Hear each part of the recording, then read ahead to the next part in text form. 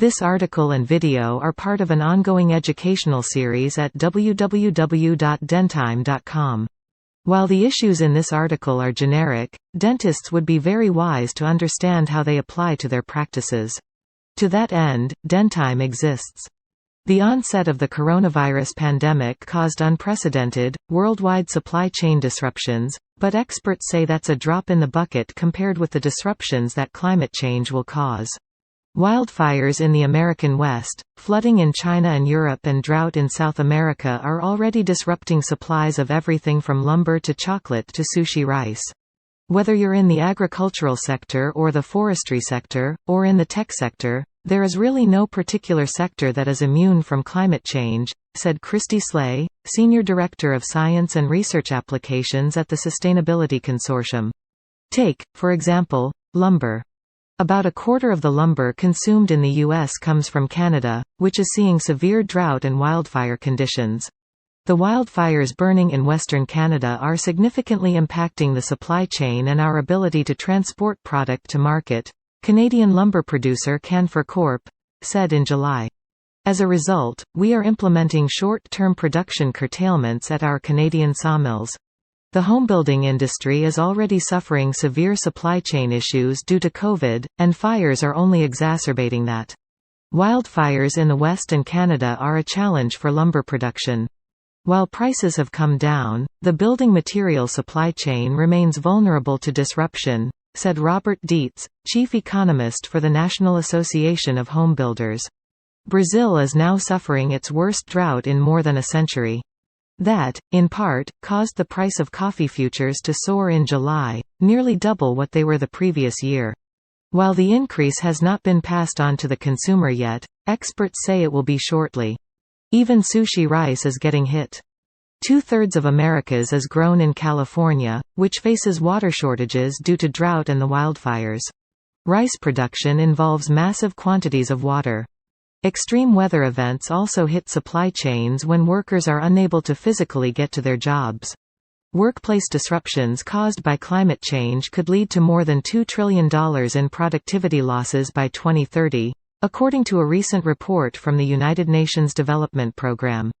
Getting ahead of the problem. To manage these effects, businesses will need to be proactive. That means being really innovative and creative and doing a lot of supplier engagement that maybe you haven't done before and as a company, said Slay. So really getting to know your supply chains, really getting to know what those suppliers are doing to mitigate climate change, and building bridges with them, and working together with them to create a comprehensive strategy for the company. Students at MIT recently did a study on the effect of climate change on mint for Colgate-Palmolive and recommended the company engage in risk mitigation beyond its current 5-year horizon, moving to a 20-year plan. It's obvious that the impacts of climate change that we're already experiencing today – wildfires, drought, extreme weather, more intense hurricanes, crop yield declines, water shortage and the political disruption that comes from the forced migration and political instability it generates. These are enormous stress to many supply chains of companies, and not just companies that are making physical products but in finance and services, said John Sterman, professor of management at MIT Sloan School of Management and co-director of Sloan's Sustainability Initiative.